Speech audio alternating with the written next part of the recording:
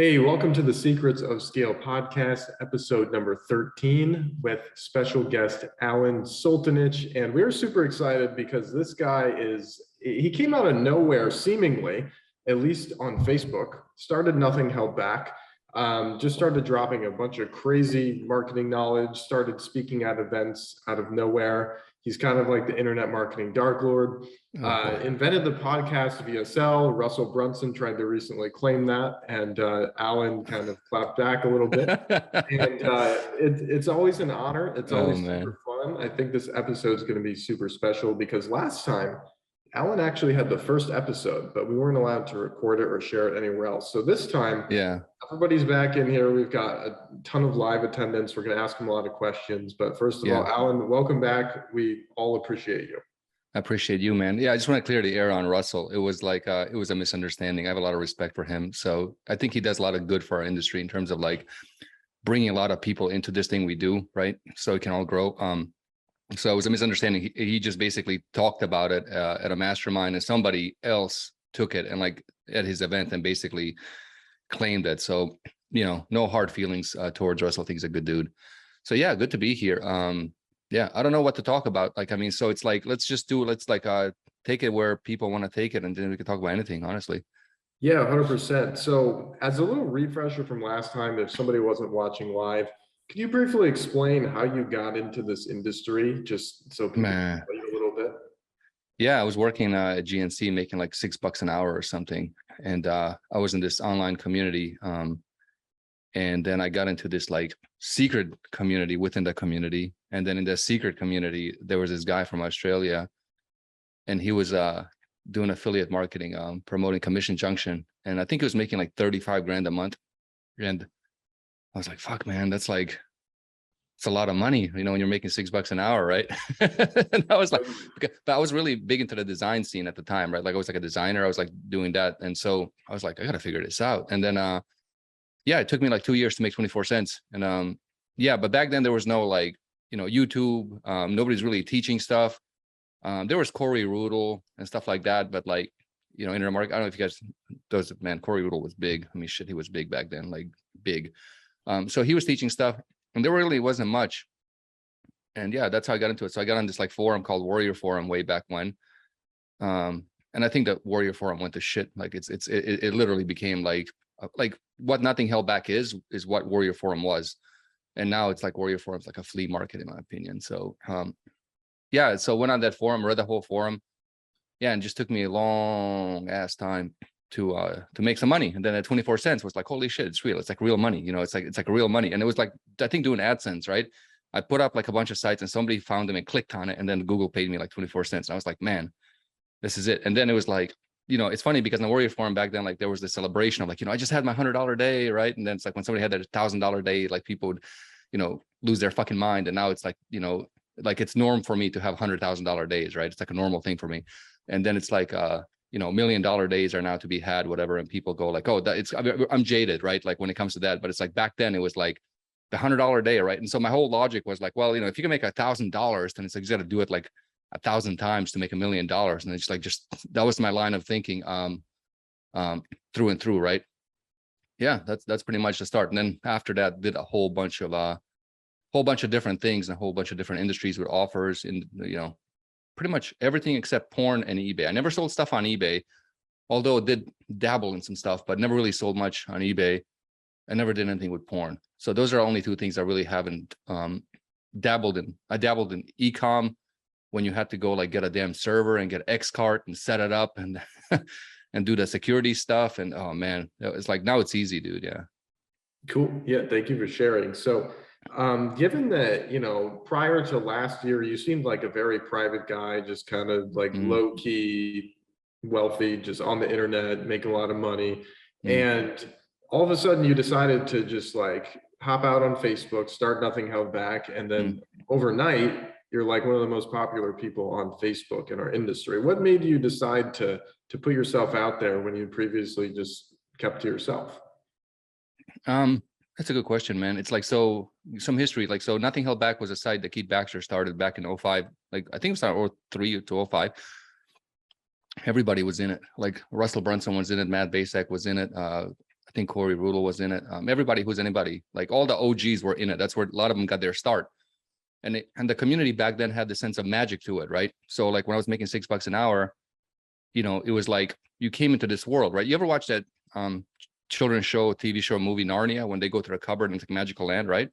That was, yeah, because, you know, that was for me. Like I came into this world and I was like, holy shit, you know, magic. This thing can like, you know, there's hope for me, right? There's hope for me. Like, because everybody in my family, like nobody was rich. Everybody's kind of poor. Like, you know, we came to America with $50 and the path was like, you know, fucking grind, like go to college and work and, you know, like step by step by step by step.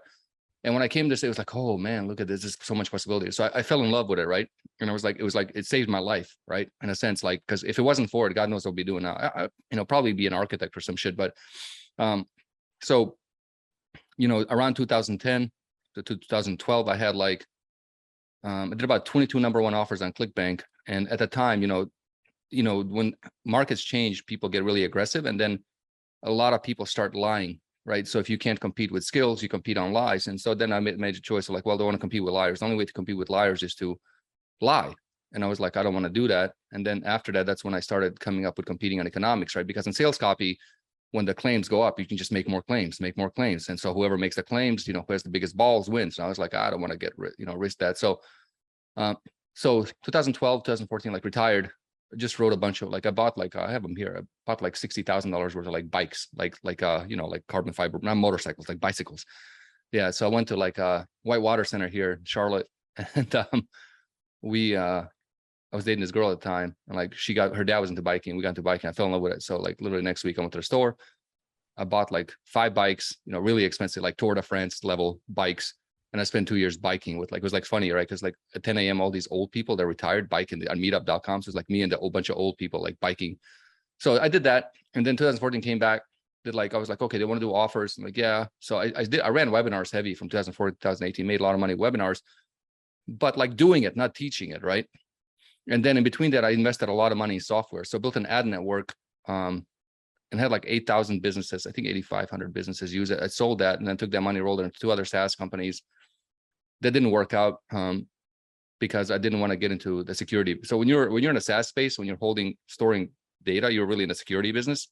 That's a really different business because it costs a lot of money and energy and stuff. Because at the time there's all these like data hacks happening. So anyway, I had a different last name on Facebook. Wasn't in any single group. I had no idea that any of this shit existed. The gurus, like I was just doing my own thing, right? And so when I came back to 2018, it was like, I started participating again. And then it's like, I saw all these new people, new faces. I'm like, oh man, this is great. Like, it's like born again, right? And then everywhere I went, it was like, anybody you talk to, it's like, you know, there's, you know, everybody on Facebook, I help as long as you pay me. I help, you know, as long as you pay me. And so that's what happened. So everywhere I turned, it was like, you know, you talk to people and it's like, you're met with a fucking buy link, right? And I'm like, this is weird.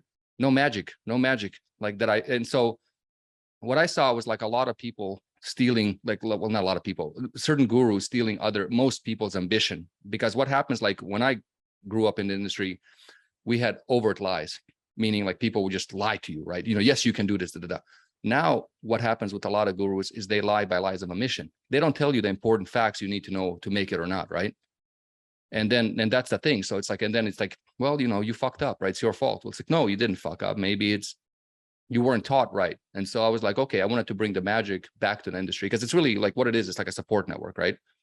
Like nothing held back is a support network. So like it won't let you fall. And so it's like, there's nothing to buy. It's interesting because like, I don't even pitch my own stuff there. Like I launched my mastermind and like people, you know, we got like 172 members in, but I didn't sell it. Like, so the rule is like, I don't pitch, nobody pitches, even me. So I hold myself to the same standard I hold everybody else, you know, and that's called honor and integrity, right? I'm not like, you can't pitch, but I can, you know, no, it doesn't work. So yeah, so I just wanted to bring back the magic that I experienced for the next generation. So like we're investing a lot of money now into this NHB platform. It's going to be a game changer.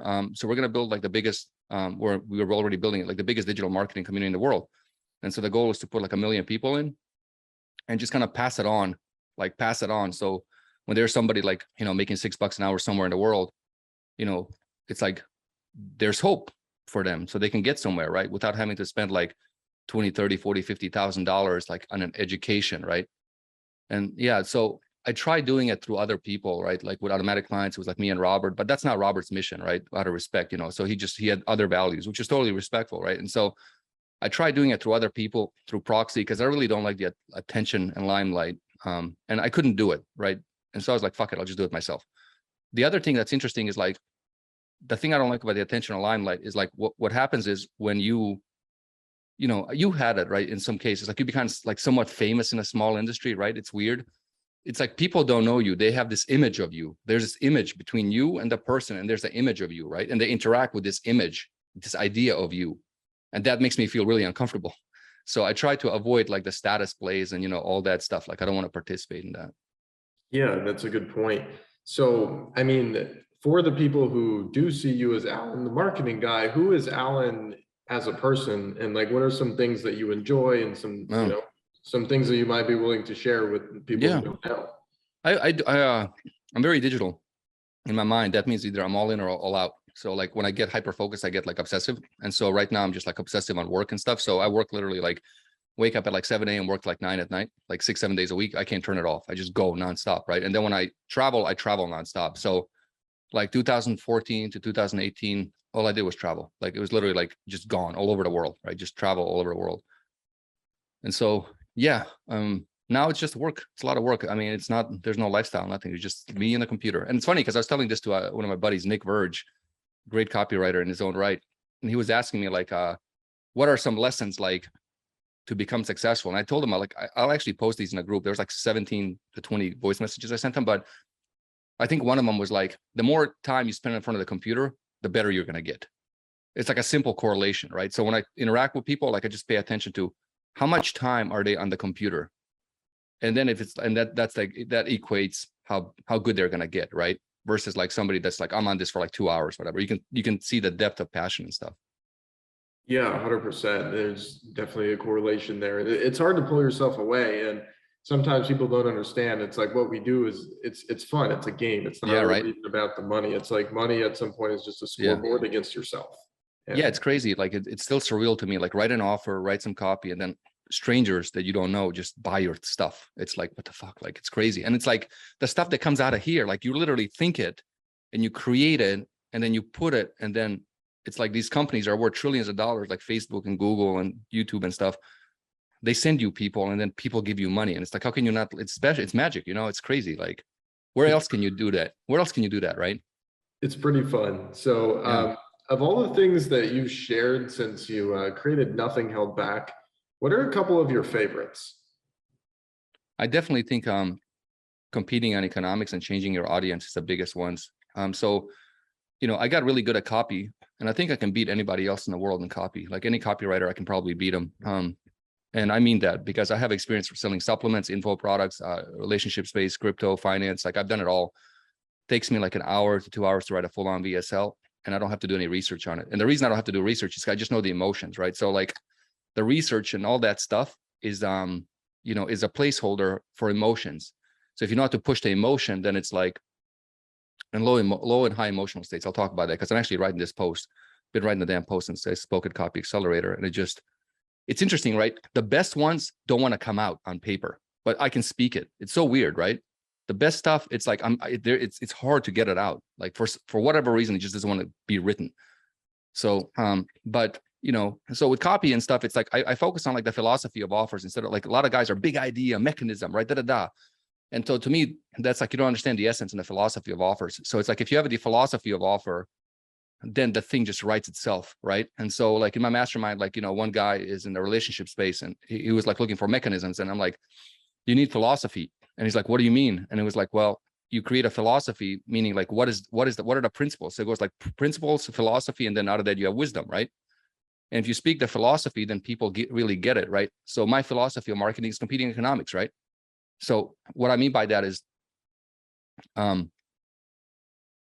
2000, like when I was I was doing like a lot of weight loss offers and CPA offers. So for those of you that don't know, like CPA offers cost per action. So you pay like, you get somebody to sign up for a free trial or something, and then you pay a network like $80. And, it's like a lot of volume, right? And so I came up, learning from Gary Halbert and all these guys, long form copy. And on Google back then, like in 2008, I was doing supplements. I was getting like $8, $9 CPA.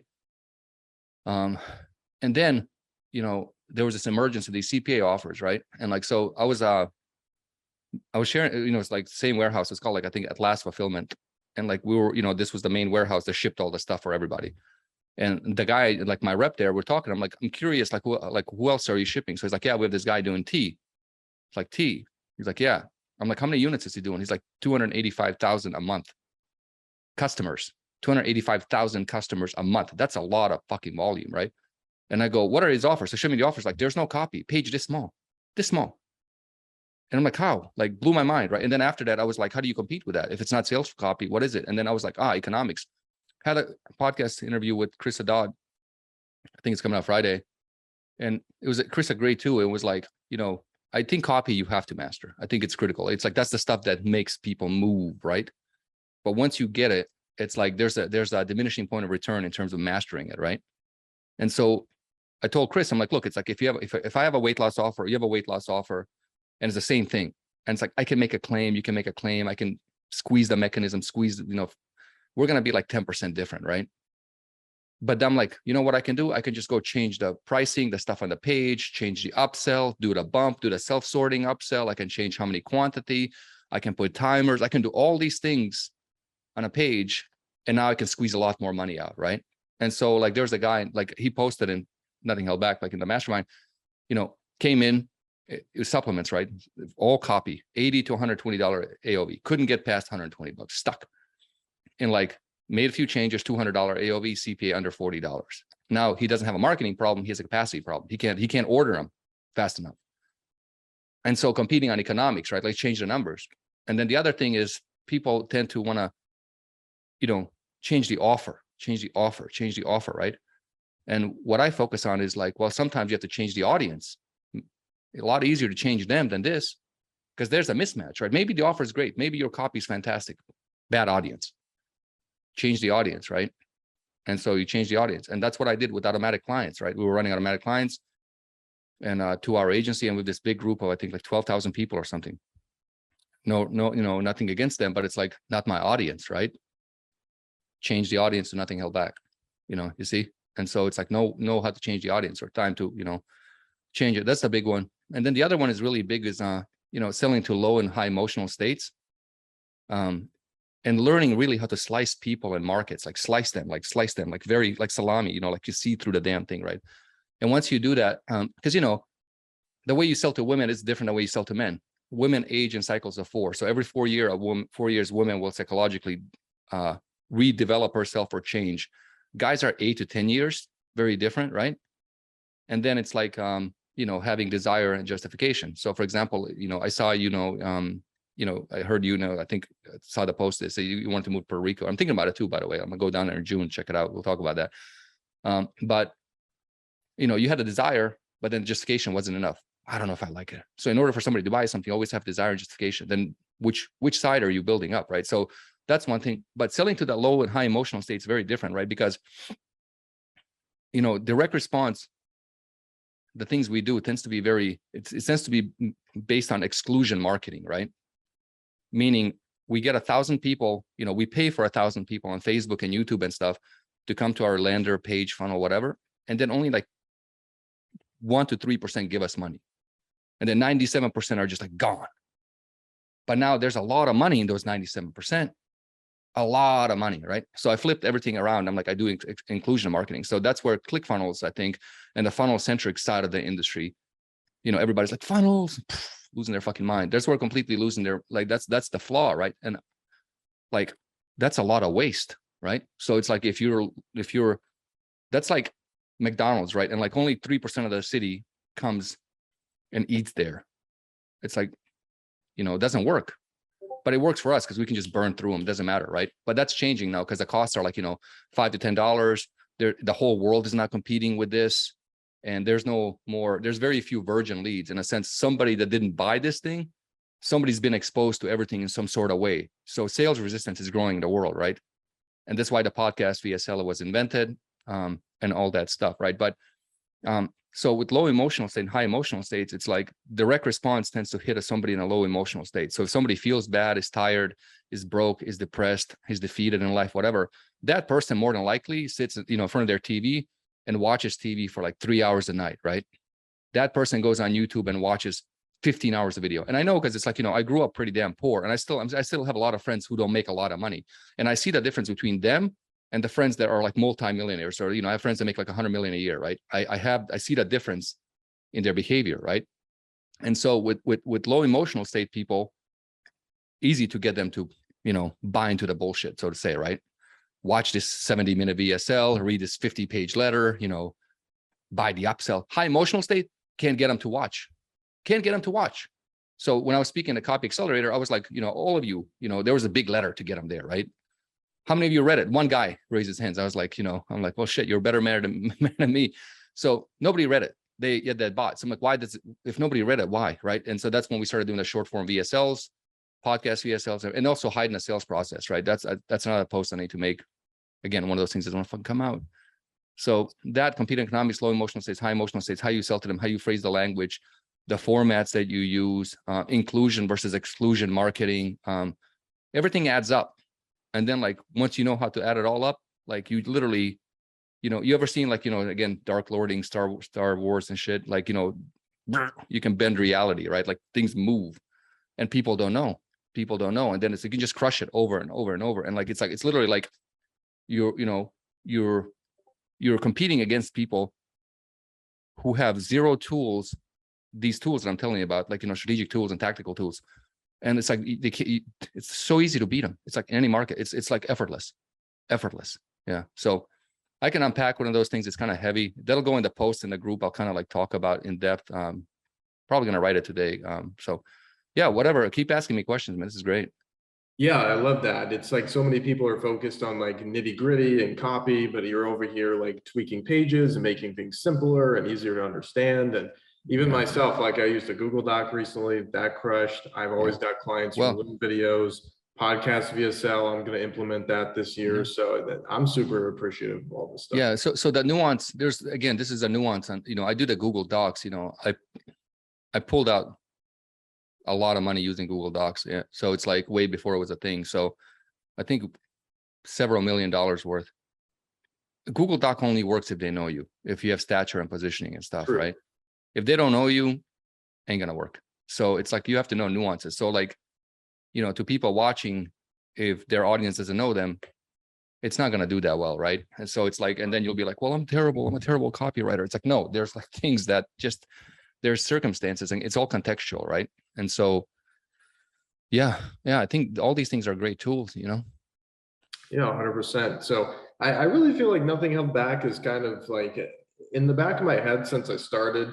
I always hear my dad in my head. He's like, hey, make sure you stay ahead of the curve. Yeah. And I was always thinking like, things haven't changed too much. And then I joined Nothing Held Back and you're always like way ahead of the curve. I'm like, that's it. And oh man, yeah. You should see the shit I talk about. Yeah, you should see the shit talk about in the mastermind, right? It's like fucking like crazy. Like yeah, it's really deep. And you can only talk so much in posts, right? In the group. But yeah, it is. I think on paper I'm about 10 years ahead. Like if I had to really examine 10 years ahead of the game. And the reason is that this industry tends to be very regressive in terms of skill, right? Instead of progressive.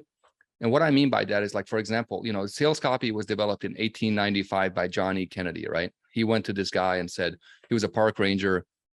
He said, I know you don't know what advertising is, blah, blah, blah. It's like salesmanship in print. He did it. And then, after that, it's like, if you look up John E. Kennedy, copywriter, that's the guy who invented sales copy, literally like 150 years ago, right?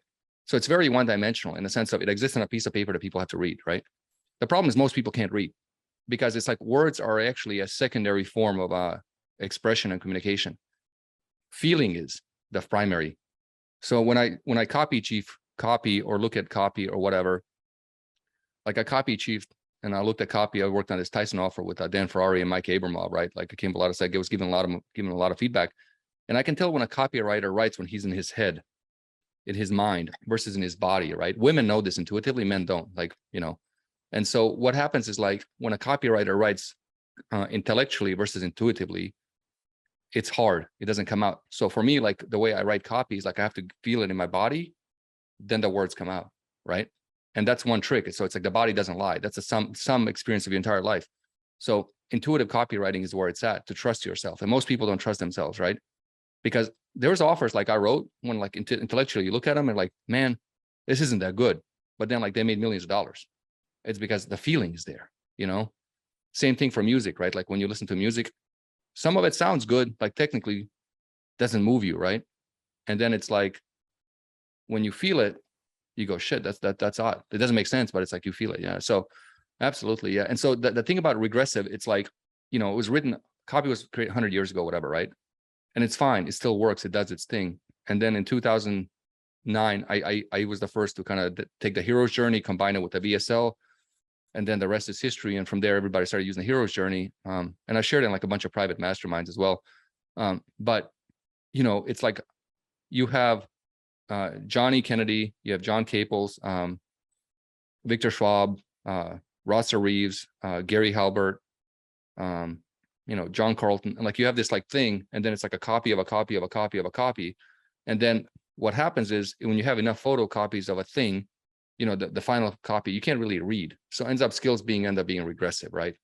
Instead of progressive. And that's one of the things is like, people don't know how to think about a lot of this stuff, right? And so they don't know why something works or how it works. They know it works, don't know why. And so for me with NHB and everything is like, it's progressive instead of regressive. And that's the big difference between that and like a lot of other stuff out there. That's awesome. Now, another thing before we open up for Q&A, so if you're in the audience, feel free to start typing your questions in the chat, and I've got a few more that people asked in advance. But one that I'm really curious about is it kind of looks like there's a recession ahead of us. And obviously there's a lot of people that, have built up capital and they're ready to go into buying mode. Yeah. So for you, you mentioned you're really excited for it. You've been waiting for this moment. Are you looking to buy distressed assets, or like what kind of assets are you looking to acquire in the next 6 to 12 months? I'm investing heavily into, so the way I look at this is like, what's a good thing, right? Like I did really, really well last recession, and I like it because what ends up happening is like, I sensed this 2 years ago, by the way, like I can tell when optimism was leaving the market. So I felt when optimism was leaving the market, because when we're selling high ticket stuff, people kept asking for payments, and I cross-referenced that with a bunch of other people selling high ticket. And what we found was like through the cross-reference that 2 out of 3 buyers were repeat buyers. And then like 1 was a virgin buyer. And I think now it's like even less. So when somebody's a repeat buyer, high price resistance, and they ask for payment. So if you're selling high ticket, if most of your leads are like, is there a payment plan? Well, how the hell would you know that? Like until you're exposed sales process, right? So resistance. And so optimism left, pessimism came in. And now after that, it's fear. And the thing is with like, one of the things is like, I look at market emotions, right? So for example, when I did Scott's crypto stuff, we just did like 2 other offers for him that are crushing. And it's like, the emotion of that market was certainty, right? And so when you go back to the philosophy of offers and you have this core offer of certainty, entire copy and everything in the marketing has to push that certainty, because it's a gambler's market. Crypto guys are gamblers. So they want certainty. I'm going to win. That's how they bet, right? With like relationship market, if for example it's a women's relationship market, they always want to have control in their relationship to feel safe, right? When it's a men's relationship market, it's always status. So every market has different emotions and different upsell architectures and offer architectures, right? And once you know that, then you know how to put the stuff into the architecture, right? Like it's just like real estate. It's like an apartment complex, it's a house, different architecture, right? Different structures. So what happens when the recession takes place? Fear enters the market heavy, right? And then fear is interesting because fear is like it's the wildest emotion of human beings. So it's easy, people become very reactive instead of responsive, and then they start like they start to lose their shit, right, etc. And so it's like there's a lot of opportunity in that. Like, so that the danger is that I think a lot of unscrupulous guys in this industry will use that to scam and take advantage of people. And then it's like my plan is to do a lot of good. So my focus is on like, I look at, if you look at what this thing called internet marketing that we do, right? Digital marketing, right? It's like, it's a technology layer, right? Internet technology. And then you have everything else on it. So my core team and my team is a tech team. We are a tech company, right? At its heart. And the reason is, we want to basically, like, most people's failure in marketing, not failure, but limitation, is their technology limits their marketing. Can't do self-sorting upsell, can't do, for example, three downsells on an upsell, can't do this, can't do that, can't do a bump, can't do an exotic checkout page, right? So when you have a team that's a tech team, you can do a whole lot of stuff on it, right? You can do stuff. So it's a tech team. So my biggest investment is in the team, and then I'm building ecosystems and platforms right now. So we're building this core platform from NHB. I'll show it to you in private. It's sick. It's sick. It's like a work of art. And what it does, I've been to laws of physics on the front end in terms of competing economics. I'm kind of maxing that. I'm still making some breakthroughs. So for example, this thing that we did the other day, right? So most people go upsell 1, downsell 1, upsell 2, downsell 2, right? And then we tested upsell, and upsell is better because you have like 15% take rate, 15% take 50. So not having downsell is actually better because you don't have the no buyer, right? If you have a buyer on upsell 1, then you should go upsell 1, upsell 2, downsell, and then upsell 1, downsell. So you're getting the throughput of the buyer, right? So I'm still making breakthroughs in that, but the big thing I'm doing is like this custom platform and community I'm building for Nothing Held Back, and that's where the battle is going to be won, right? So we've mastered the front end, we mastered the back end. Nobody thinks about what happens in the middle, right? So right now we're mastering the middle, right? And we're doing things that have never been done before, and we're doing some really awesome stuff.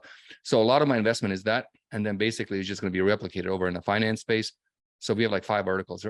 So we bought premium domains and stuff in the relationship space, finance space, survival space. NHB is the biz op, start a business space.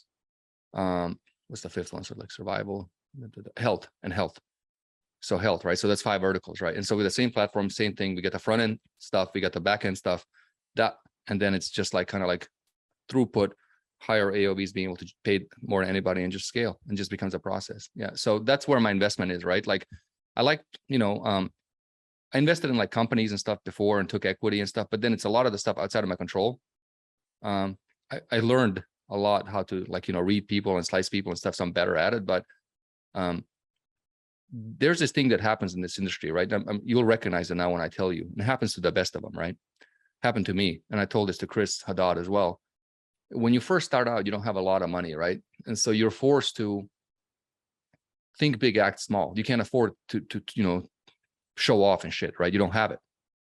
Then when you make a bunch of money, you buy the Lamborghini, you buy the Ferrari, you take private jets, you do all this stuff, you get a big house. And then what ends up happening is you start to act big, think small. And this switchover happens, like it happens automatically, right? It happens automatically in the sense of like, you don't notice it happening. It just happens. And then you end up playing in a defensive position, right? So a friend of mine, he made a lot of money last year. He bought this expensive car, and I noticed he was a little reactive to things. Like he didn't have that bravado, that confidence to tell people to fuck off, right? And I told him this, and like he got rid of the car, boom, back on fire, crushing it, right? And that's what happens to a lot of them, right? They play defense, right? Now it's like, shit, man, maybe I was lucky, maybe I was lucky. And so that's what happens to a lot of people. Yeah. Yeah, that's a good point. So thank you for sharing that. And it's cool to hear too that a lot of your investment is, still in yourself, even through People. a recession. It's like, to me, it's like the way I look at hiring people is like I rent human brains that generate more money, right? And that's how I look at it. So it's like a human being when you hire somebody, and I believe in paying a lot. So it's like I believe like I overpay people, and what happens when you overpay people, you don't get like twice, you get like 10 times the amount. And so a human being can generate a lot more value than something like a house or real estate or whatever. Like a human being is capable of creating. Now, how you build those teams is really interesting. And what you do when you build teams is you have to learn how to pair people. That's the secret. So when you build teams, it's like you don't go hire this one guy and just do your thing. I hire in twos. I always hire 2 people at once, and I pair them, and I build these like self-sustaining teams that don't require management and overhead. And it's amazing what they'll do. Like the work is just magic comes out. I'll show you I'll show you the platform like privately and what we're doing after the call. Can't show it publicly yet. Yeah. Gotcha. How many different like businesses and ideas do you have your hands in right now? Probably like 5 or 6. Yeah. Cool. Yeah.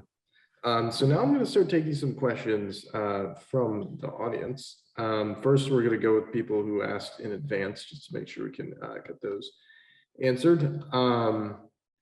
Let's see. Yusuf was asking about a supplement company looking to improve its subscription model. Currently, they have the regular automated and discount deals for subscribers, so like auto ship as a bump. And they're looking to improve and scale the company and add more kind of like info products on the back end. They were just kind of curious what you've seen working in the supplement space in addition to auto ship and selling some information. Yeah. So the biggest thing with that is like the idea of subscription is a fallacy because like you're never going to keep them for long, right? So in America, we have this term called churn, right? Like churn. And in Britain, they have this thing called turnover, right? I was actually talking to a good friend of mine. He does like 52 million a year. And we were kind of call and it was like, I was like telling him like, man, I really like this British term turnover because it's like, it's more accurate, meaning like, you know, you have people in your recurring and I have people in recurring and the dream is like, man, you'll stay forever. Give me money. Right. But they won't. So they won't give you money forever. And what happens is, they give you money for a brief amount of time. So they're never really your customer, it's just your turn to sell to them. Right. So this idea of recurring is just an idea. It's like, it's, you know, so what I try to do is I try to minimize recurring and get as much as I can up front. Right. And then you don't leave anything to chances. Right. And so like, I noticed what like some tech companies will do is like, instead of doing a monthly rebuild, they'll do like every 2 months up front or 3-month rebuilds. Right. So that's the first thing I would do is I would change the economics trying to get the money up front. The second thing I would do is basically like, I'll write a post about this, but when you know, most supplement offers are basically have to do with, you know, in the low emotional states, right? And low emotional states, again, sick people, tired people, fatigued people, whatever, right? Now, the language you use on your copy, and your ads and everything has a big impact, right? And basically, like if somebody's in a low emotional state, the word why tends to really drive the needle, right? So why am I sick? Why is my back hurt? And I have gut problems and finally fix them. It's like, why is my gut hurt, right? Like, why am I tortured? Like, why am I fat? Why, you know, why is this, right? It's like, why, right? So people in a low emotional state, they don't want to know how. They want to know why. People in a high emotional state respond to how. So a lot of the guys in my mastermind that have this thing, I just changed their language from how to why, and it's like double conversions. Literally double the conversions, right? And so that'll literally double your conversion in the supplement space, you know? And so all the ads become why instead of how. And then if you test this on Facebook, we have a lot of people testing this on Facebook and it's like literally like fucking double or triple the conversion. It's nuts.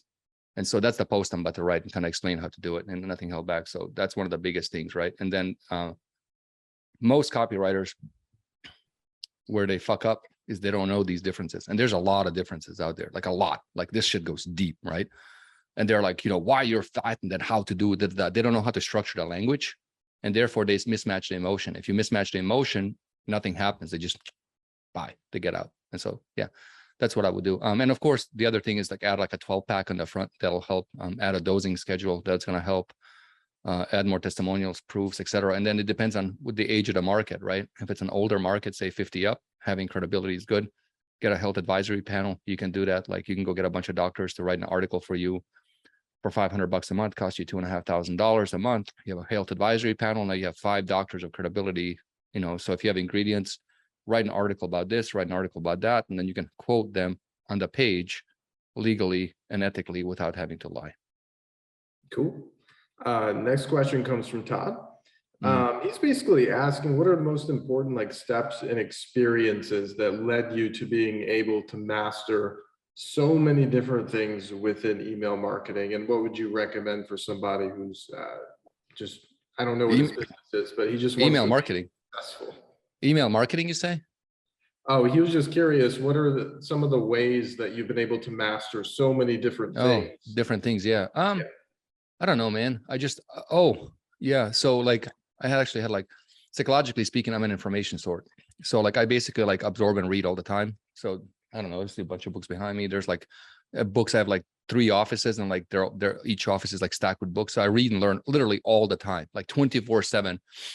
I'm digging and that, and I have a high sense of awareness. So like I'm aware. I can like it's called perceptive positions.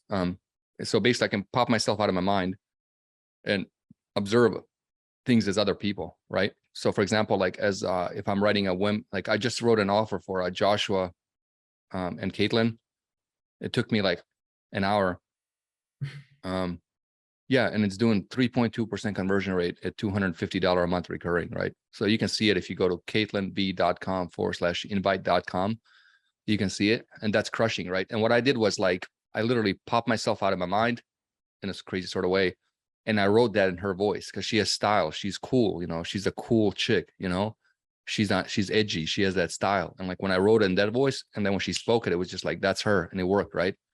And so I came up with a structure for influencers using that, and like people with gurus, right? So the structure goes, publicly I do da-da-da, privately I do da-da-da, right? That's kind of the opening, right? Because I don't like using the horror story opening. I really don't like it. It's a cheap, if you have to use like horror story opening and you can't do anything else, you suck, right? And so it's like, rather you don't suck, you just haven't been exposed to whatever. But so with I took the same opening and then we did it with Scott's new offer. It's like publicly, you know, I teach people how to become crypto millionaires, you know, and you know, we make millions. Privately, what we do is we use a system that only makes you, you know, $500 to $2,000 a day, So it creates this duality. Like, why are you sharing this, right? So I pop myself out of the head, and then I tend to try to observe things in an objective state of mind. So the biggest thing is like, you know, I spend a lot of time studying billionaires, right? And I work with 5 different mind coaches. So I spend a lot of money on this, you know, and, you know, one of the mind coaches that I work with, me and her were on this quest to study billionaires, right? So literally like I find billionaire interviews, I'm like, watch this. And we spend hours talking about what makes them billionaires.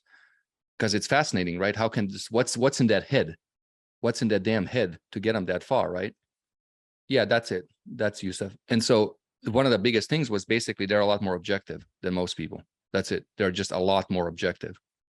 And I think having objectivity is that, because subjectivity, when you're subjective to things, you have a lot of filters of reality, and you can't see things for what they are because you interpret it based on the past.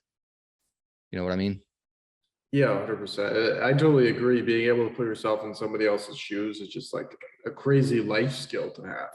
Yeah. Because then things don't surprise you anymore. So yeah, it also has to do like with writing copy and offers. It's like there's a cognitive empathy and versus effective empathy, right? So people that do a lot of drugs, like, you know, Adderall, did a lot of cocaine. I can spot a Adderall user or like in a second. I can just see their behavior, right? They have cognitive empathy, but they don't have effective empathy. Like that's why, like, you know, it's really dangerous hanging out with people that do coke and shit all the time, because they'll fucking stab you in the back quick, right? And what happens is like their dopamine receptors, they're all fucked up. So like cognitive empathy, you know, is really important to develop effective empathy, meaning like true empathy. Like, so you can feel what people feel, not just mentally think about what they feel. And that's when I talk about copy coming from intellect versus intuition, is a lot of people have cognitive empathy. Like, I think you feel like that, but I don't know, maybe you don't. Having effective empathy, you truly feel it. true. And by the way, one thing on that, like, let me just say this, like when you write emails, because I used to do like a shit ton of emails, right? Like a lot of email marketing. When you can do this, like I'm sure you've done it because you manage lists. You feel these wave patterns of lists, right? Like when you send something, they go, ooh, they open, they don't open. You can see kind of like this, like it's like an ocean of energy on the list. It's pretty cool. Yeah. Yeah, it's really important to get feedback, and you definitely feel a vibe too. Right. And Yeah. replies are really important for that. Yeah. As well, not Yeah. just sales. But in regard to something you brought up a moment ago, there's a lot of books behind you, and Hussein was wondering, what are the favorite books that you have sitting there? Hold on. Oh, right. It's the only book you have to read, man. And this is the book that I read, like this guy right here. See how raggedy this fucking thing is? It's like, I've had this for like forever. I read this thing like 50 times, basically How to Get Rich by Felix Dennis. This guy's a real deal. He really did it. And he has this other one called 88 The Narrow Road, worth about $750 million, probably like $2 billion in today's money, because he died a while back. And he was the founder of Maxim. So this book is better than any marketing book, seminar, mastermind, whatever. Read this book and read all his books and watch all his interviews on YouTube. Felix Dennis, that's it. The rest of that stuff, yeah, I mean, it's cool, but not important. This one, like this, yeah, this is my baby. Like I just keep it. Look how torn. Like I read this nonstop all the time. Cool. There you have it. Okay, so going over to some other questions. Chris was wondering about high ticket in a recession. So like the recession conversation, a lot of people are paying attention to it because it's recent news.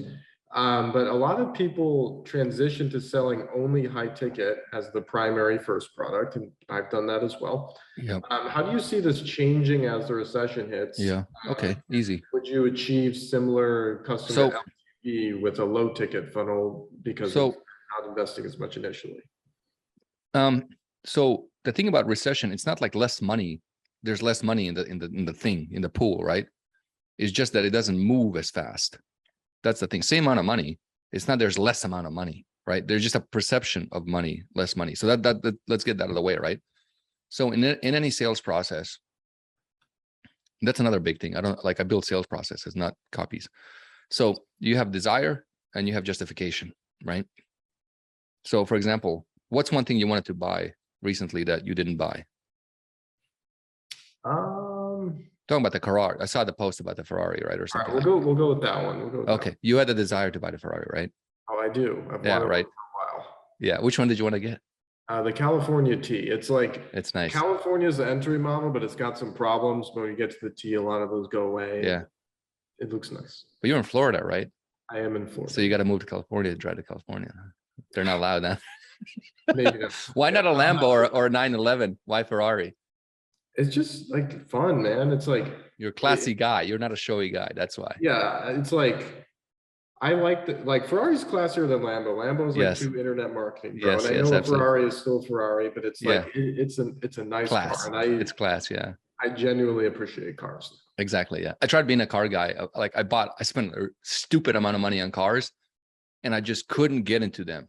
And like I had my cousins, like I'd buy these supercars, and like they would just sit in the driveway, and my cousins would drive them, right? And like I would take the car out, and they go, "Hey, are you driving your cousin's car?" And I go, "No, that's mine." They're like, "Well, he drove it for the past 2 months." I go, "Fuck." So, whatever. But so, all right, Ferrari, right? Like, so you wanted it. Why didn't you buy it? Right now, it's like the California T is like 180 grand, and I know it's not a smart idea. Like I try to invest in about like 5 really smart ideas before I go spend on something fun. And right now I'm at about 3, and I was going to buy more real estate, but I'm like, I think it's literally at the peak right now. And I'm going to sit on some cash to invest when everything's at half price. Yeah. Just build an offer. That's my whole mentality for everything. Like I just bought my sister a house, right? Like a month ago or something. And I just like built an offer and bought her a house. It's like, just build an offer and like buy stuff. That's my whole mentality. Like I want something. I'm like, who can I get to pay for this? And like, what can I build? So back on track. So you had a desire to buy the Ferrari. You couldn't justify it. Hence you didn't buy it, right? And that's what happens in every single sales event. Desire, justification, right? And so in a recession, what ends up happening, desire is still here. The justification gets harder. See what I mean? So you have to work on this part. You have to justify it more for them in high ticket. And once you do it, then it's like, if you match that 1-to-1, then they just buy shit. That's it. It's very easy. Very easy. So that's the thing, right? And so justification becomes harder. That's it. So same thing with you now, right? Like if you go back maybe 3 years ago or something, and like everything was booming, like no end in sight, everything was good, maybe you would have bought that Ferrari because you'd be like, I can justify it. I'll just, whatever. That's it. Cool. Yeah, there's a lot of people asking about like high ticket, low ticket, recession, and I'm just like, man, I'm just gonna keep doing my thing, selling high ticket, and then if it doesn't work for any reason, break off a little piece, sell that as low ticket. Yeah, they both work. Low ticket is okay. So low ticket is great. It requires more work on the back to ascend them, right?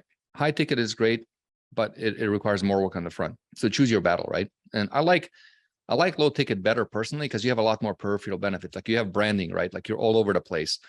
You can build an audience, you can build a community, you can build an email list. You can get a lot more customers. You have a lot more people to bite at the apple.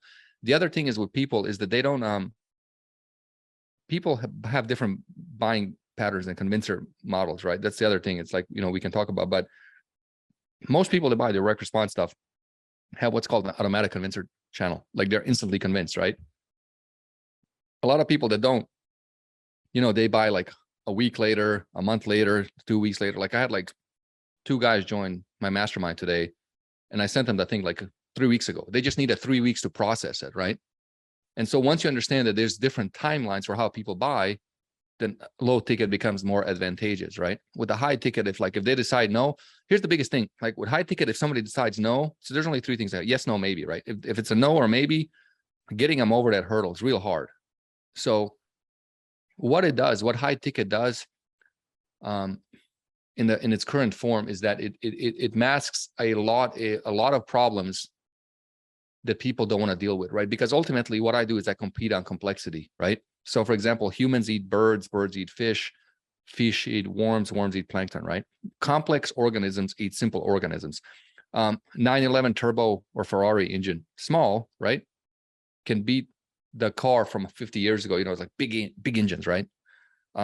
Apple buys a bunch of little companies, it eats them. Microsoft buy a bunch, it eats them, So therefore, complex entities and systems can take energy and are more effective at energy. So when you start looking at money as a form of energy, everything changes for you. So I look at money as a form of energy, right? Not as a thing, like form of value. The problem with looking at money is like a store of value is that it's this very cemented thing that it's like you can't do, like it's just it's this pile of shit that you can't do with. When you look at it as energy, then it's like you can put some of it in a human being, can do stuff. You can put some of it in a company, can do stuff. You can put some of it into Facebook ads, it can do stuff. And so what happens is, when you look at it like that, it changes a lot of stuff. Cool, thank you. Yeah. Alex is asking, what is your philosophy on getting quality customers who are most likely to ascend? So that question comes up a lot. And everybody seems to want to, like, I just want to, don't we all, right? Everybody wants these, like, credit score 800, $200,000 in the bank, paid off house, has a 6-figure job, and never bought anybody's stuff, right? And that person is just like, and he's not looking at anybody else or nothing, right? And so that's what everybody wants. Unfortunately, it's like you have to kind of, that's why in automatic clients, we talk about 3 levels of customers, right? You have 1, 2, 3, right? And what you do is you use levels 1 and 2 to compensate for the acquisition of level 3. Level 3 are your best customers, like people are going to go into high ticket. That's the other reason I like low ticket better, right? So what we do is, somebody had like a question. It's like, I just want these high customers. How do I get more and not get these shitty ones? And my answer was like, get more shitty ones and then figure out how to extract the good ones out of that pile, because the shitty ones will pay for you to acquire the good ones, right? And that's how you look at it. And so it's like when you start looking at it like that, you go, okay. And then when you do all the stuff that I talked about a second ago with inclusion marketing versus exclusion marketing, stop using funnels, do all that other stuff, and then you can ascend them. And basically what ends up happening is, like in a low ticket funnel, you have the front end, you have the bump, you have OTO1, the upsell path. Typically, most of your high ticket buyers will come from people that buy upsell 1. What's interesting though is like having a bump, and this I'm writing another post I need to put up, but having a bump without price, even a free bump, changes the fabric of a buyer to ascend. So for example, if you don't have a bump on your checkout page, having a free bump will increase the OTO1 conversion rate. If your OTO1 conversion rate goes, now you don't have a $7 buyer, you have a $200 buyer, and that person becomes a high ticket buyer, right? So again, the answer is get more ones that you don't want and then sift. It's like gold, right? Like you're panning for gold, and then it's like, you get a bunch of dirt, but then you get a few gold nuggets, right? And that's how it works. And the problem is with today's cost of ads, it's really hard to pinpoint and just identify. I want these guys. Hard to do. I think near impossible. Yeah, and another thing I would say too that really helped me is, like, early on when I started, whether it's high ticket or low ticket, it's like the first few days of spending on ads are very nerve-wracking because it's hard to profit on the front end. Yeah. And you're like, gosh, when's a high ticket sale going to come? I'm spending money. Well, cash conversion cycles. Eventually you have it and you're like, oh, thank God, now I'm profitable. And at the beginning you battle with that a lot. So pan for gold, like Alen said, and just like, if you have a good offer and it works, just slowly scale it up. Yeah. And the high ticket sales will come. Well, I'll talk about that. It's like, it's also the cash conversion cycle of high ticket. Like, so for example, like the rule of thumb, right? Rule of thumb is if you're running a low ticket offers, basically like your daily ad spend should be full value of the funnel. So if you take the front end, the bump, the upsell 1, upsell 2, whatever, it's like, that's how much they can spend with you. So say your funnel is $300, right? That should be your daily ad spend. And what happens typically is that somebody's going to buy the whole thing. Because typically if somebody buys upsell 1, they'll buy upsell 2. Somebody's going to buy the whole thing. That breaks even and the rest are free, right? And then you just double. So it goes 300, you go 600, you go 900, 1200, whatever, right? we were doing 2-hour agency, like I took it like that. And I think we're spending like 15 to 20 grand a day within like no time. Right. So, that's it. And then the big thing on a Sunday of a high ticket is like in automatic clients and all the other low ticket offers, we have this thing called 7-day fast start. And very few people actually go through your book. They want to get a shortcut, right? So in the 7-day fast start, we do a lot of reframing and changing positions. And like, so I talk about like, why at the time, like we were kind of going against webinars. And I was like, I was talking, reframing people why webinars aren't good and everything. People go, holy shit. And it's funny because I did that like 2 years ago. And now people are like, low tickets is shit. I'm like, yeah, I did it 2 years ago. Right. So Jeff Miller hit me up and he's like, look, Dan Henry's doing low ticket now. How to do a book. I'm like, yeah, 2 years too late. And, yeah, so you don't have to know how to ascend them, right? And the 7-day fast start is the secret to doing it, and the first 2 to 3 videos are the real key for them to absorb what you have. Yeah. Cool.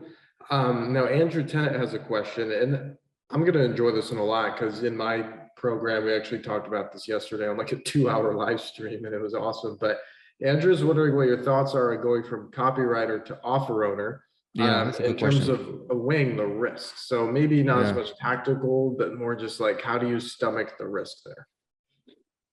Well, there is no risk in the sense other than just paid ads, and you can do it without paid ads. The big difference is like offer money versus client money is very different. I still do consulting, right? Just very expensive consulting. And I talked about this with a few people a while back, and it's like offer money, like every day my offers make me money. Like I literally like wake up and there's money there, right? I don't do anything. I don't have to talk to anybody, whatever, right? So offer money is very different than client money. Client money is heavy. So when you take client money, you take on this burden on yourself, right? So what they really do is they pay you to stress for them. And that's heavy, right? So I tend to kind of take on people's stress. I don't know if you do, but when I take somebody's money, I don't take it lightly. So I'm very careful whose money I take. And so when you stress, and then as a copywriter, right? Like, let's be honest, right? Like, it's tough because it's like, you only get paid when you do the work, right? If you do a royalty deal, they change like 3 words and no longer it's not yours or whatever. And then also it's like, if you do well, now you made somebody rich. If you bomb, you're the asshole, right? And so it's kind of like a weird thing, right? So when I started, there was nobody really hiring copywriters. It was more so just like, we just did it to build our own offers, right? And so with that in mind, the big difference between like the service side of the industry, right, and the owner side of the industry, that's how I call it, right, is just the amount of responsibility. That's it. Like the owner side is just a little more responsibility than the server side. Server side's kind of light. Like you kind of do it, you write it, you're off with it. The problem is, and again, I talk about some Chris Adot. He's like, what advice do you have for copywriters? And I said, pick your clients wisely, right? So with Scott Phillips, he was making like 100 grand a month, and all I had to do is like flick it a little bit and got him to 3 million a month, right? Wasn't hard for me, right? And a lot of the guys, so pick your trophies, where they know how to run the offer, and that's going to build your reputation, right? A lot of times copywriters will do good work, great copy and stuff. The guys don't know how to run an offer. So in automatic clients, like I built over like 100 back-end offers, right? With an accelerator, and built a lot of them. And, most of them don't know how to run an offer. They don't want to run the offer. They don't want the responsibility, right? And so that's kind of where it comes from. But now, if you go outside the market, like, like dog training, we have guys doing like guitar lessons. We have a guy, all he does is like, he did a training in my mastermind. He goes on Instagram and YouTube and finds people with content and expertise. And then he uses the automatic clients templates literally to publish them, right? And he publishes, and he does like $1 million a month, right? And so he publishes people, like he has, I think 8 offers in the dating space, 2 offers in our relationship space. Now we're doing a crypto offer. So he does that. I know a guy that has an offer, there's like USPS when you have a mail forwarding shit. Like, well, I didn't know, but you can actually build offers on top of him. So he like runs ads on it. He makes like $500,000 a month. People don't know, but they'll pay like $20 a month for mail forwarding, even though it's free. And he just does it for them, right? So he's on #1 on Google for that. We had offers that sold like, how to take care of your fish, how to take care of your cat, all sorts of interesting offers, right? It's not just internet marketing, become a copywriter or whatever. That stuff is saturated, man. It's hard. I wouldn't compete in that, but when you start thinking outside the box of all these other things, like, holy shit, there's a lot of potential, right? There's like knitting offers. There's one guy like has an offer, how to organize your photos. doing really well. Yeah, I mean, there's one guy now in the mastermind building an offer. It's about like how to get old people to kind of like leave their memoirs behind and stuff like that. So Yeah, there's a lot of stuff out there. I think somebody came to us last year. They were selling horse supplements. oh, that horse. Yeah, we had a guy in our Automatic Clients Accelerator do the horse thing. It was all right. And then we had another one yesterday. Literally, we had a call. It was the hot seat call. And like guys like, I want to do horse stuff. I'm like, fucking horse, man. Horse offers are tough, dude. They're expensive. You know why horse people don't have money to buy coaching? Because the horse costs like $5,000 a month to feed, Yeah, it's not a niche for me, but I mean, you named a lot of good ones, and yeah, there's a ton. it's Yeah. true. It's like I know people in a lot of niches you just said that are crushing. Yeah. There's so much opportunity. Yeah. Yeah. And to the last question, if you spend your money wisely, and Alan gave a great like timeline of how to, scale up. If you do that, the risk that you're kind of worried about, Andrew, is not necessarily there as much as you think it is. Well, there's this, I don't know who started this in this industry, right? I genuinely don't know, but there's this misconception that it costs like a lot of money to do an offer, right? Like 2-hour agency we did with like, I think we did offer with like $200, maybe $300. That's what it costs. Automatic Clients cost us like $2,000 to do. Like, it's not expensive. Like supplement, like, okay, like if you want to do a supplement offer, right? Like here, go to vitalabs.com. They have a 24 bottle minimum order quantity, meaning you only have to buy 24 bottles, right? Go on Upwork or 99 Designs, put up a contest for a logo, go to Brand Bucket, and basically look at 2 names. So for example, my offer was called Trimcore, and I took Trim Spa and Relicore and I combined them. So take 2 names, take the first part of the name or the last part of the name, combine them. So you have the name, right? Vitalabs.com will put you under $1 million umbrella policy. So you don't have to get, as far as I know, it could be wrong, but I'm pretty sure you don't have to get insurance for the supplements, right? And you just go on ClickFunnels, and then you cost you whatever, $97 a month, or WordPress Elementor, and you can build it. And then what you do, and this is the great secret of building supplement offers, where everybody fucks up, is people swipe top down.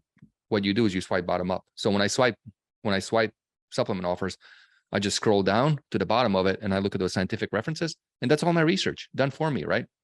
And you're in a supplement business. So literally for less than $1,000, you can be in a supplement business, and then go talk to, go to the Copy Accelerator event, go whatever, go hang out with people, get to know people. They'll mail for you for free. There's the, I think Nothing Held Back JV board. There's a bunch of them. They'll mail your stuff for free.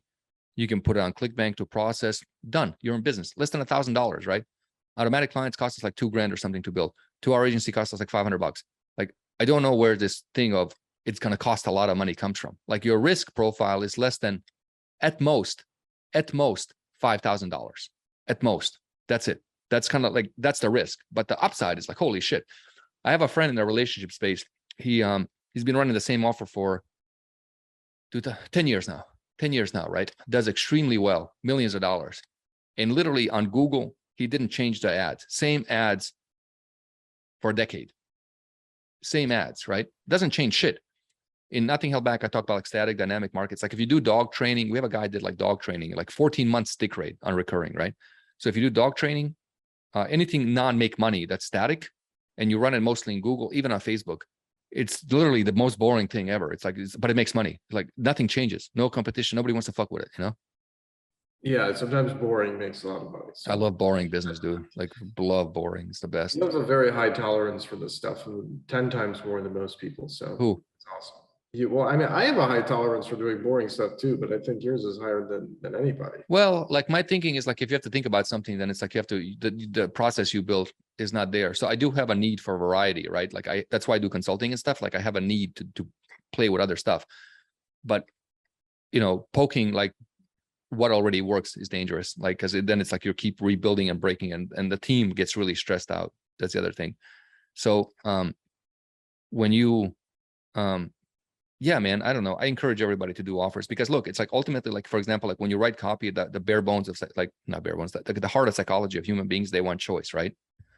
Human beings want choice. So you don't have to just go, oh, I want to be either a copywriter or I want to go be an offer owner.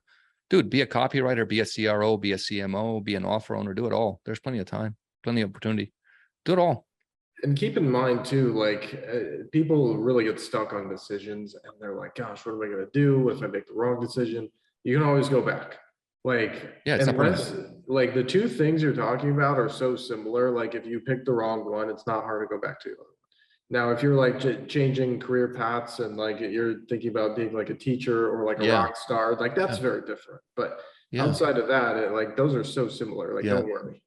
Yeah, So, my advice is, I had somebody ask me this. I don't know who it was, but it was like, oh, it was a that copy accelerator. Like, had a bunch of young copywriters. Like, what advice? And I'm like, if you're hanging out in places where the conversation is the same for like a year, you got to change rooms. You have to change the conversation and go where the conversation changes. Talk about different things, right? So like, that's like, you asked me like, how do I know so much about so much? I changed a lot of, I've changed a lot of rooms and people I interact with, and like a lot of conversations change, right? So if you're just having conversation about copy, that's great, but then you'll just know copy really well. And so that's one part of the game, right? So, but yeah, man, it's like, it's not, none of it's permanent. It's like the high, like on an offer, 5K at most. Yeah, man, you can do it for like less than $1,000, dude. I agree. Now Bo is asking, what would you advise an e-com store that's trying to, that has three markets? So the niches are health, beauty, and lifestyle. And then he also said something about furniture. So if you're an e-com store serving multiple markets, like, do you cut out two and focus on one, or like, how would you do that? It depends on if it's like influencer backed, or if it's kind of more like a functional thing, So I don't have context, but if it's influencer, because when he said lifestyle, that kind of like, okay, there might be some like Instagram person like linking to it, whatever. I think like focusing it would be good. Like, I think, or maybe breaking into three, but I don't know. I mean, that's context helps. Like, so yeah, I'm just guessing here, to be honest. If you give context, then I can give you a better answer. Yeah, or even finding like the one thing that all these niches have in common, like the problem that they're trying to solve, and then trying to like go from there. Yeah. For now, I'm going to keep going because we have a lot of questions. But Damn. Manuel had an interesting question. Earlier, you mentioned that our industry is regressive because people will just regurgitate what other people say, and you Yeah. lose some things every single time it's regurgitated. Yes. But how would you develop marketing skills in a progressive way? Oh, you go back and read all the old books like I did. So you look up John. So what I did was, for example, like, let's say you go read the Gary Halbert letter, right? Which everybody should read. Only read the ones with his picture on it, not his sons. I think his sons are great people, but they're not Gary Halbert. So I only read the ones with Gary Halbert's little picture on them, right? Because that's the real deal. So what you do is you go read all those letters, and in those letters, if he mentions a book, you go buy that book, put it aside, and then when you're done with the letters, read all the books that he referenced. And then after you read all those books that he referenced, then you read the books they reference, and they reference, and they reference, and they reference, until you can't go anymore. So read the entire industry. So for example, like Roger Reeves was the first one to do video stuff. Well, if you want to learn how to do video stuff in YouTube, you study that. So it's like all these guys, you study it, and then basically that's how you develop first principles. Most people don't operate on first principles here. That's why, like, a lot of in this industry, a lot of people just like steal content and like kind of like rephrase it as their own, because they know they're like, fuck it. It's like, that's how I make money, and that's what I got to do, right? They don't want to spend the energy. A lot of it is like get rich quick, right? So it's like, how can I quickly get to the point? So yeah, just go back and read all the, go study everything by John Carlton. He's fantastic. Clayton Makepeace is fantastic. Get the Screaming Eagle newsletter from Clayton is really good. That's amazing. Find everything you can by Gary Halbert, Johnny Kennedy, Victor Schwab. Who else, man? Claude Hopkins, all those guys, Robert Collier. You got to really know the history. Ogilvy's okay. He's not bad. He's good for branding. I didn't really got much value out of him. So yeah, just study all of them. Become a true student of the game, right? And then like once you're done, then go study some more. Influenced by Robert Cialdini is okay. So one of the big things, by the way, about who you want to learn from, and this is kind of like I discovered this after the hard way. You want to be cautious of observational authors, right? Or gurus, people that kind of report about seeing things. So Cialdini to me is more like an observational author. Like he basically observes things happening, and then he talks about it, right? But he doesn't understand the essence of it, the soul of it, right? And that's why, like, you'll see a lot of people teaching copy. This is the features versus benefits. These are the headlines. This is the opening, blah, blah, blah. But it's like, they don't know why, what does, and what to change it. So like, if you pluck them out of, for example, supplements and say, or health, they go write a relationship offer, they bomb. Go write a crypto offer, they bomb. Go write a finance offer. Yeah, Scott Haynes is fantastic. Scott Shortcut, Copywriting Shortcut, really, really, really good book. Eugene Schwartz, fantastic. That's a must read. Yeah, Scott Haynes' book is really good for copy structure. Like, if you want to have a really great structure, his book is probably one of the best.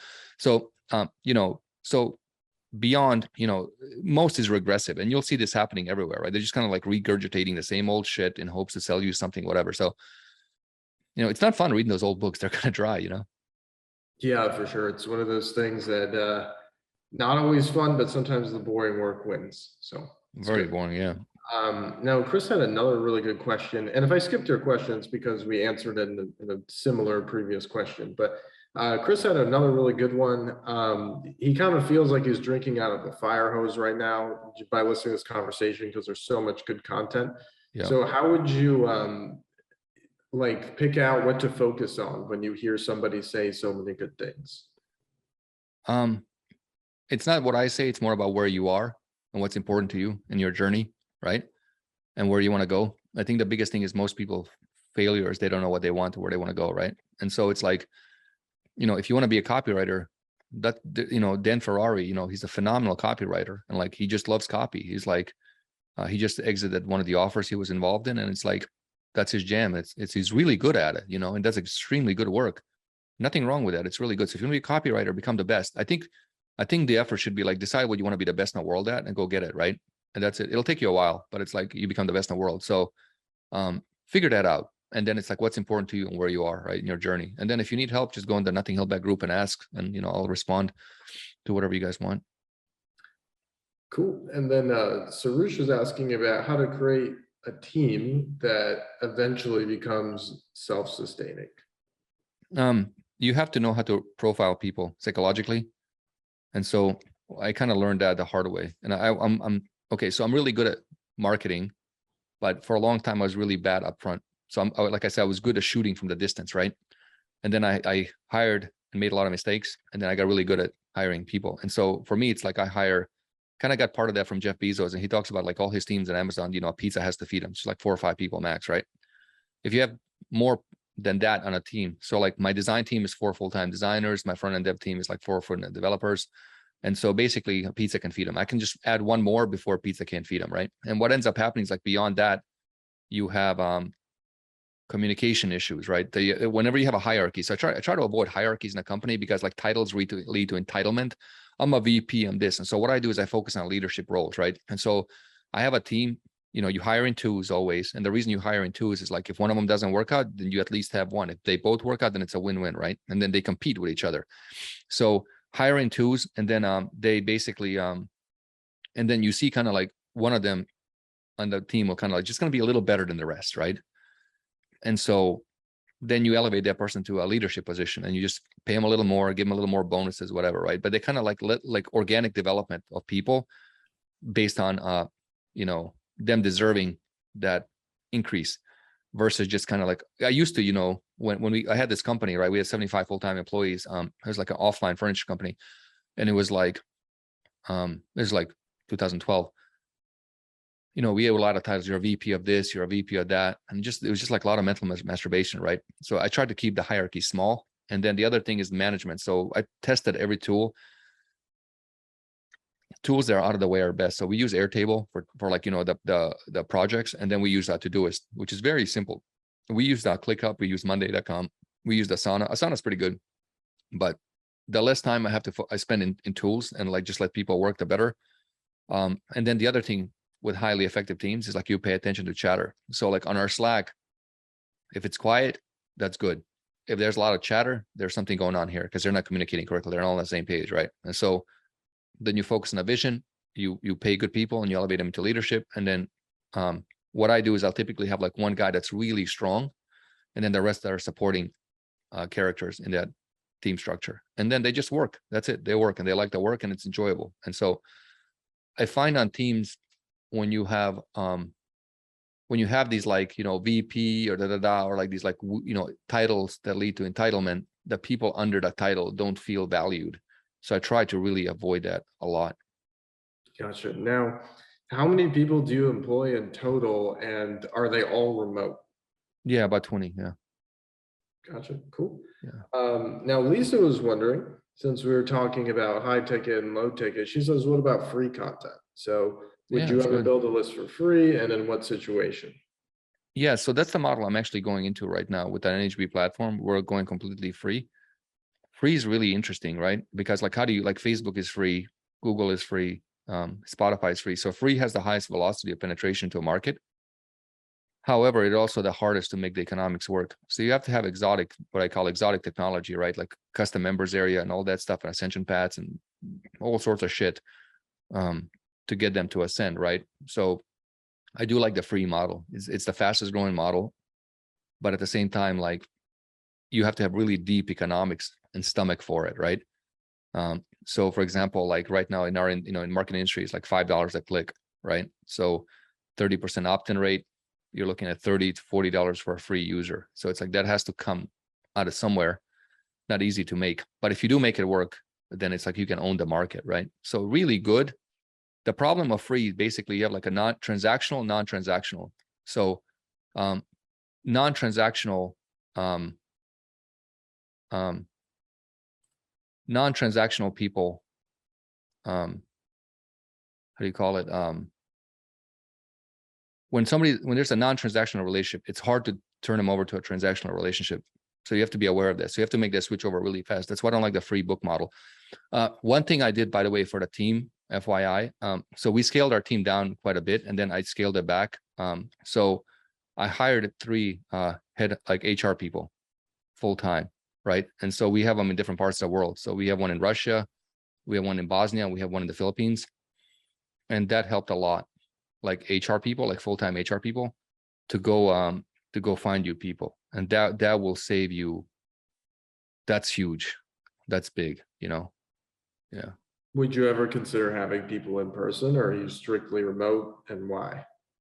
I like people in person, but the thing is, like, I can't think when there's other people around. I don't know if you're the same. Like, I literally can't think. Like, nothing comes to me. It's like nothing, no new ideas come when there's other people. Like, the only time I seem to come up with good stuff is when I'm in solitude, when I'm alone. So I tend to try to be alone a lot so I can think, right? A local is good. A remote will give you a better access to a better pool of people. And so the money you spend on an office, overhead and everything, it's better used to pay the people more remotely. And I feel like you can get a lot more out of them. Plus, it gives you flexibility of travel, and you're not stuck in one city or whatever. Yeah, interesting. I'm kind of the opposite. I mean, we've got an office here behind me, but when I do podcasts, I don't have a dedicated podcast yet, so I'll have to figure that out. I Yeah. kind of like the energy of having everybody in here when we're Yeah. doing like light tasks. Yeah. And what I'll do, if I'm podcasting, I'll sit here, but if I'm doing something that's like deep in thought, I'll sit outside by the water right over here. And Yeah. I get so much done out there. Yeah. You're Also looking yeah. at getting an office downtown that's like very nice, and Yeah. growing the team, building Yeah. culture. And I'm like torn between those, but I see both sides. Well, test do a co-working space for like a month and see how, test it out, right? You're not obligated to do that. Yeah, you're there's like different types of workers. I think there's like collaborative, there's proximity, and there's independent. I'm proximity. Like, I like having people around me. You're more so collaborative. You like people having next to you, right? And there's different people are like that. Some people are independent. Some people like to be just completely alone, right? Yeah. True. Awesome. Well, that was, I don't see any other questions left. If anybody has questions, final questions, type them out now.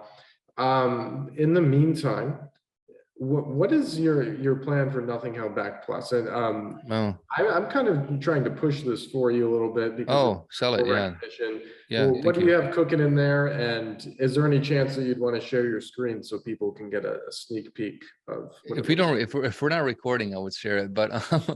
yeah, so I'm building a big platform, right? Think Mind Valley of digital marketing, right? But better, like better looking, right? I think they do good work, but I think we do better work. So it's like it's beautiful. It's like basically it's a platform and community I want to be a part of, right? That doesn't exist. And so awesome platform. We're gonna have like you can come in and basically like learn real marketing, progressive knowledge, not regressive knowledge, right? And not shit that's rehashed everywhere else, right? And basically it's gonna be like an awesome community. So we're planning on doing 2 big events. Main reason being is I think traffic and conversion lost its way. Personally, I think it used to be fantastic, but they sold, they became corporate, so more like a lot of suits go there, right? So we were planning to do like 2 big events, and basically just not an event where we sell stuff, more so like we party, right? We come together and we drink and party, because most of the stuff that I learned was never like learning. It's funny, I've never been to an event where I listened to anybody talk, like not once.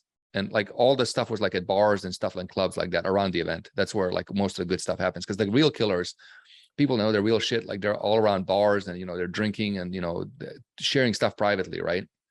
The people on stage that need their recognition and stuff like that, they're typically an ulterior motive of trying to sell something, whatever. And some are great, like Ron Lynch is like, man, Ron Lynch is fantastic. You guys should go really listen to his stuff. He's really good. Like there was at Copy Accelerator, like the way that man spoke was like, man, I told him after, I'm like, I want to learn to speak like you, dude. You're fucking amazing. Did you see him speak? Yeah, of course. Oh God, yeah, fucking master, right? So like guys like that are great, but it's like typically behind the scenes in bars where it's just these like people you never hear about, they're doing this stuff. So event vision is to do that, but make it more so inclusive. And yeah, we don't really care about making money from the events. We just want to break even and just put people together. And then the platform is there to build a community, and the goal is to put 1 million people in, right? Like just to basically, as I said, bring back the magic, right? Without having, you having to spend $20,000, $30,000 or $50,000 on a mastermind to get the same experience. How broad would you have to go to put 1 million people in a group? Well, considering that the recession is coming, right? And then everybody wants to make money online, it'd be pretty damn easy. Like very, very, very, very, because we were running lists in the millions back in 2010 in BizOp, right? So it's like the desire is there for money, right? And right now it's bigger than ever, right? Because we live in this culture, by the way, where it's constantly pushing entrepreneurship, right? Like side hustles, like the normal, you listen to the vocabulary of society to really, to figure out where it's going. So, yeah, so 1 million people, that's the vision, right? I mean, it might take us a while to get there, right? But I think we'll get there. And so, and then just a bunch of different programs and things we have planned for it. It'll be really good. And the experience of it, like our head designer was basically like one of the guys that did a ton of startups, UIs. And so we got him on, and like, we're creating this beautiful platform. Like there's just like true work of art. It's gonna have like, it's gonna house everything in there. And then we have this like very, very supportive community. And like, I'm really good at building communities. Like I'm a fucking monster at it. So it'll be really good, really good. And we'll have like a bunch of, the primary level will be free. We thought about charging $500 a month for it, but we're not. We're going to go the free model, and then we're going to charge later. So it'll be free. Yeah. Gotcha. Now, as far as free content goes, like, do you believe in content? What is your take on giving people information? Is it just like, hey, yeah, they're seeing you talk, they like what you're saying, they're like, wow, that's genius, I'm going to buy. Like what is the key to content for you? Well, I give them everything, and then I just charge to help them implement. That's my philosophy. So that's the philosophy we came up for our automatic clients. It's like, well, how do you stay in integrity, right? And so a lot of people that we were dealing with was like our competitors. There was a sense of holding shit back, right? Hence the word where nothing held back came back. It was like, it was like, I'll just save the best and then charge you $10,000 for it. And then there's a sense of bait and switch, right? Like you buy the front end and then you're like incomplete. So it's almost like buying a car and it's like, it has one wheel on it. And you're like, well, where's the other 3 wheels? And you're like, well, you got to upgrade the car to get the other wheels, So our philosophy, we changed it and basically said, we'll give you everything up front. And the catch is, which I think is honest, is basically, we help you implement, right? And so even in nothing held back, like, the way I reconciled running the mastermind, which is called Fast Forward, is basically like fast forward just means like you're ahead of the schedule, right? To get the content that I'm eventually going to share in the group anyway for free, right? So everybody's going to get everything that's in Fast Forward for free just down the road, right? And so I'm always looking at how do I reconcile, because how do I reconcile my integrity, right? Like in this industry, like where it's like, how do you stay honest? How do you stay true to your people? And that's the way I figured it out, right? So free is good. Free is good. But as far as that goes, like, I don't really think about it as content. I think about it as thoughts. right? And then like if you read another person you guys should study is Seth Godin, Idea Virus. It's a fantastic book. So like, I know like one of the things I'm really good at is talking. Is God's given me a gift of fucking being able to talk, right? So a lot of the stuff I said, it's gonna like, I planted a lot of seeds on this call, and like they literally will pop in like in the audience right here to listening to this. They're gonna pop in days time. It'll go, holy shit. And so you shift beliefs through conversation. That's one thing I do a lot. That's excellent. I love that bit right there. So Yeah. thank you. And I guess another question, the questions are just vibing and flowing here. So Sandra was asking, do you still see the ebook funnel, like automatic clients, as the best funnel right now? Yeah. I just joined $1 Million Group Method, which is clients and community. And they said running ads to get people to join their Facebook group, they get a better ROAS that way than their book funnel. And he's kind of curious, like your thoughts, and obviously everybody's got a different business and they've been running it for so long, but in a way you kind of do have a free Facebook group that grows by itself. Yeah, no, those guys are great. Like they came to me and they basically their funnel. The $1 Million Group Method was based on automatic clients, right? If you look at their funnel, they modeled a lot of what we do and like a lot of the economics calculator and everything. So absolutely, it is good. What they do is really good. The question is, do you want to do it, right? So most people don't know what business those guys are in, right?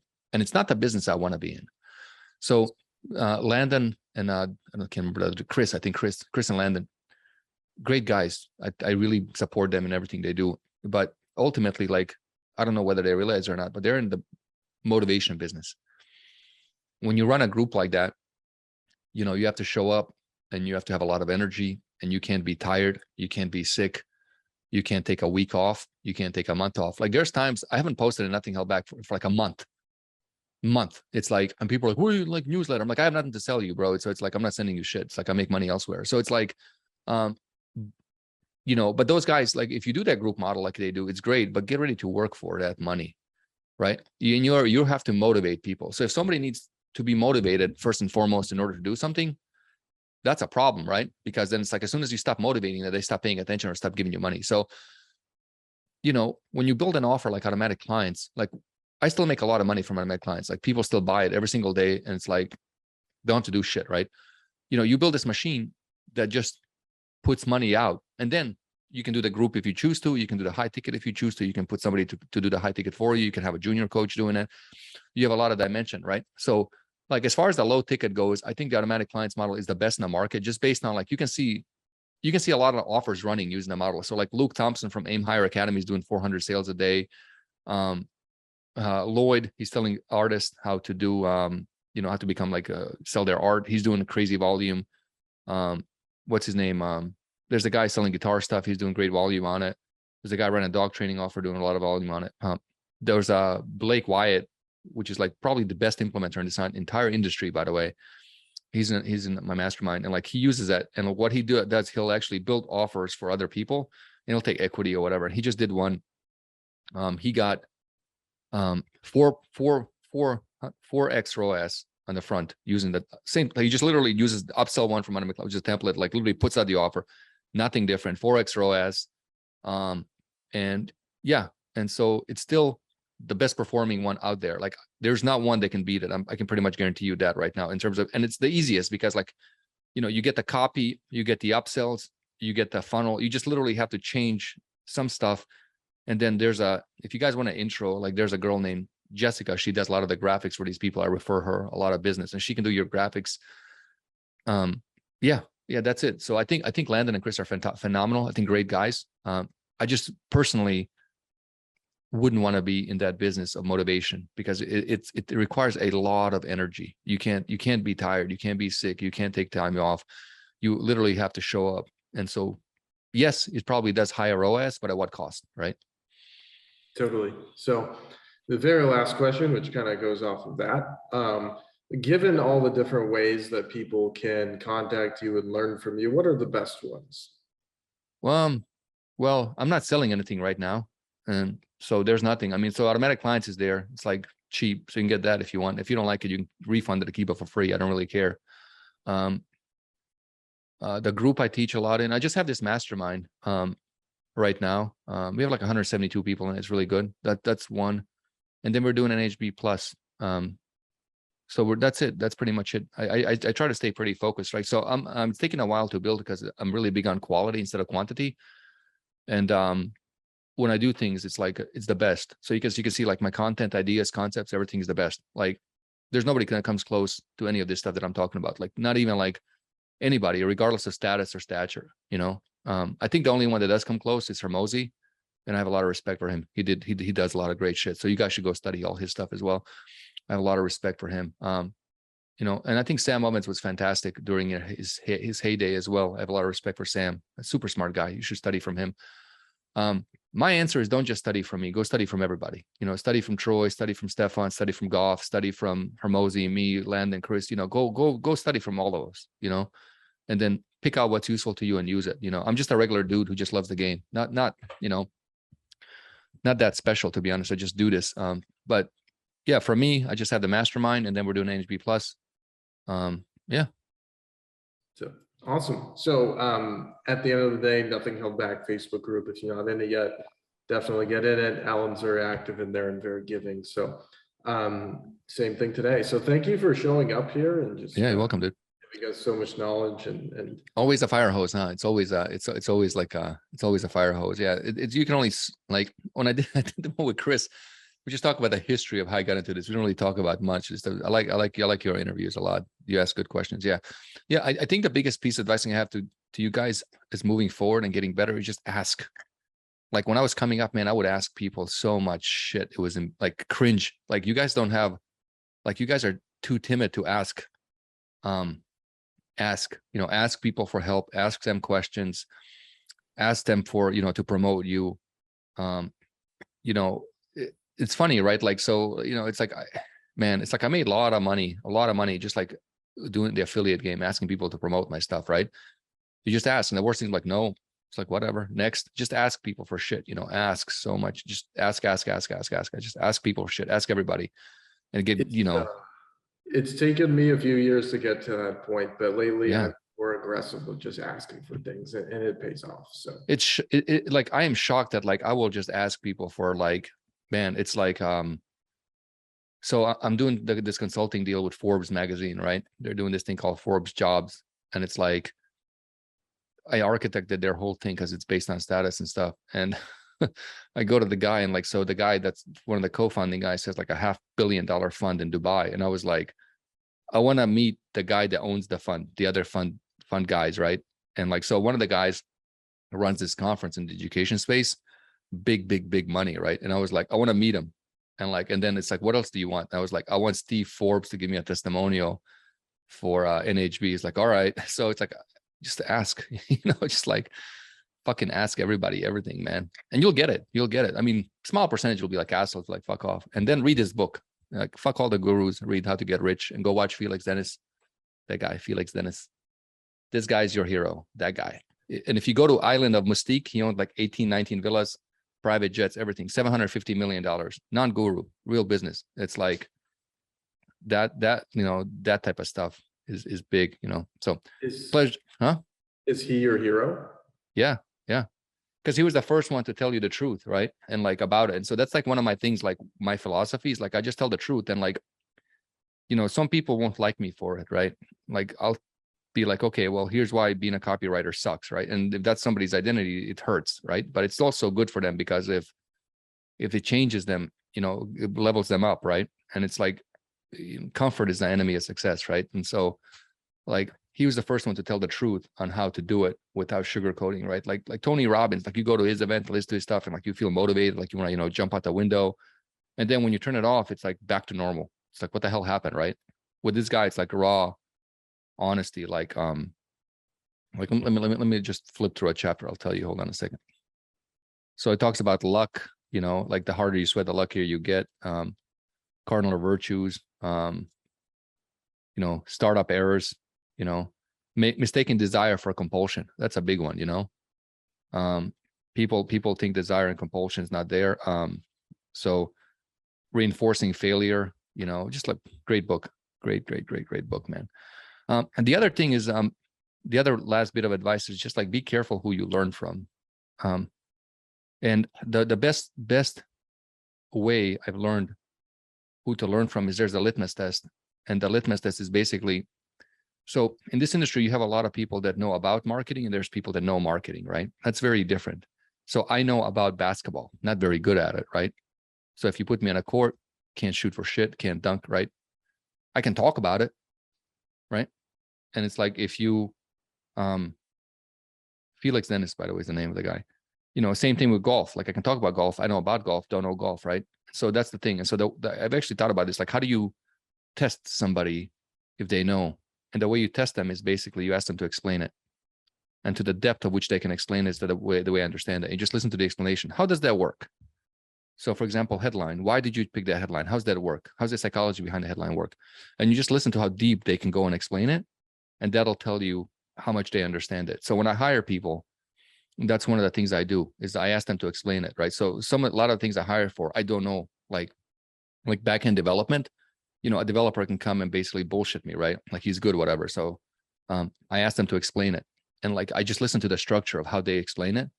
And it's like, are they making shit up or is that good? Or does that make sense? And then you listen to it, right? Because I don't know if I talked about this, but like when I first started, I had this like fake mentor, right? This guy who told me like he was making like 150 grand a month selling stocks online. He was just telling me a bunch of bullshit.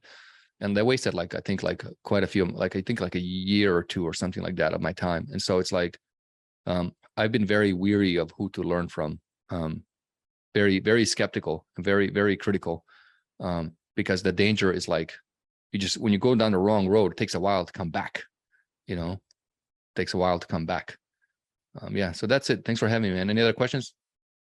I think that should be it. So yeah, thank you. We appreciate it. And yeah, just on behalf of everybody, thank you for what you do for the community. And appreciate you guys. Yeah, we'll see you again soon. Yeah, and also when we do the NHB events, you guys got to come and drink with us. Literally, it's going to be like an event. And there's going to be kegs of beer, good beer, and liquor. And I'm not going to feed you. That's one thing I'm not going to. There's got to be a funnel. Funnel, yeah, funnel for that's right, the funnel, right? The irony of it all, right? Yeah, we'll do a big event. Like I'm not gonna feed you guys. That's my thing. No food. Like I have this. I don't want to feed people, but we'll drink. So kegs of beer, bunch of liquor, people on stage, drinking, whatever, hookahs, bean bags, everybody just having a good ass time, and yeah, having fun with marketing will be great. Awesome. I'm looking forward to it. Yeah, take care, guys. Pleasure. See you later.